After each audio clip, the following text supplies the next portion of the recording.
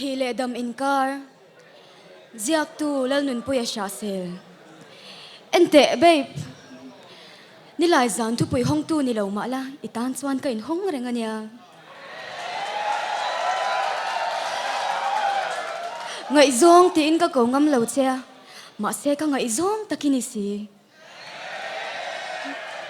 ente lal du om iming hian inge entir sha em du om ma entir chelo le fel do phei chuan soi zui mai kan hlo lo zui kan hlo oi ka pe lo lok ente kan ram hi a churai mani kha ta nu la chelo deuh kha la si ni lo ma la mi pa me ti va la si ve imit mul de khai va siam forest cham innal top imoi nice mit mul lem kutin lem ketin lem mong lem apoi lo inun ber hilem lo sela ato pathian le kan ram hangai na chang shelo te hi milem dik tak zok chuan ni tlangwal len den thiam si lo le khadeng len ding den zan khotai re khenga pon lama pon swak shin te hi pon star an ti ini thei mai em har vei le lu sun fa te tan nang chu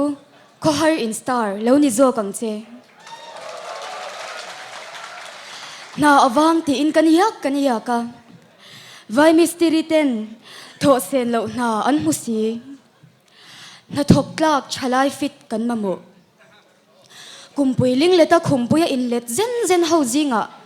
ron tlak an wang viaw an ti chu a future ain a bel no ngau zo an ti palang che ente unung nei nung hle ringot chu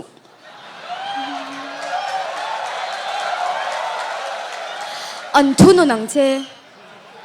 nei tlak ni turin nungla taimak chhuaro idua te ka sinyalu tuk don rel lo lu thian vai lu po alu pui tam te ania o viral chuang chu an ron sum donga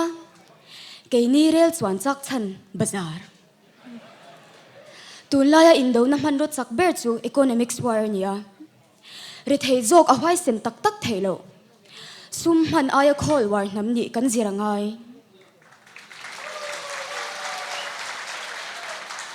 za kai ni iduem ini tin na arin omro irong bol na ani kha ma semo na hi pathian su na hi pathian biak na ani lo biak tu chu kan pathian chawani athushima ini tin na chau thok su dam lo tunge chan puyang tunge tlaiwarang tunge than layang nun tam nei turin thokrim zo kangche mizo kan ni le Christian kan ni hi alom om mange tiru van khi kata ni lo ma se van nei ka inti chin piang non le don po ni ila mizo nula ni bok ka thange chiat ni ya meu po lom na tu ro om zel sia mizo tlangwal tlom ngai mi ho nuwa than vur chin te hi ke chu ka star chi MCS katimai mizo chiat ni service in ni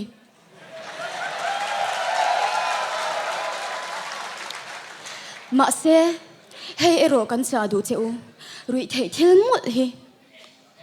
mizo rama nu pa in chen chan lian ber chu rui thei thil ani a chung konun ti shom tu ber po rui thei thil ani mizo mi padik tak chu ain sum thei tur ani don lom ni vợ lậu tour vợ chín zong zong teu sim sham to teu ring lo mi ai po in swal zok hialin ka sha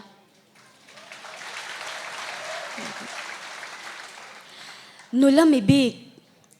pasal nei lo tura khwa nu dwan Chẳng cái em xì tê hi in vật lu em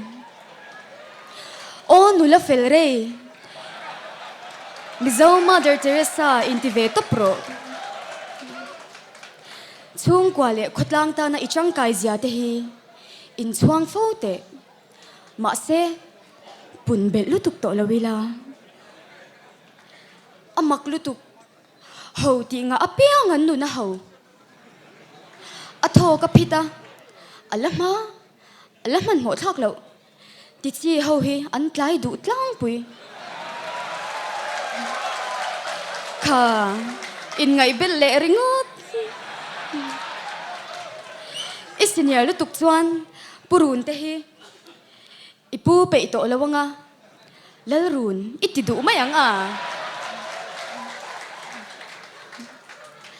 tlangwal laia senior citizen pian pathoi ngal hle mai te u in valu em mi thilu men zana so chiarin siam te hi atui thei lut tukania chu wangin born to fatu ni na kan hla na cheu mi inan ka chepon in kokla chang thar tai te sena in ti venga tangche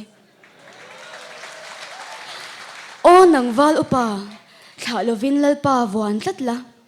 chi ero thla man ngei tu mangche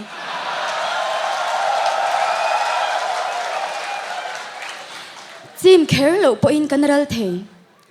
kanin ngai zong ani chuan ho u in nei ngam te ang u soi chang la now social media hi imang nge social media hian amang jok che mi in fin nan le sum don nan an man lai hian imit le hun cha I khoral mai palang ti kan hlo pui che me lang lo cheng zali me lang cheng zanga ti ve lai lo thamaral bi ka nge o ho u reels ringut ni lovin real thil tak tak I buai po yang u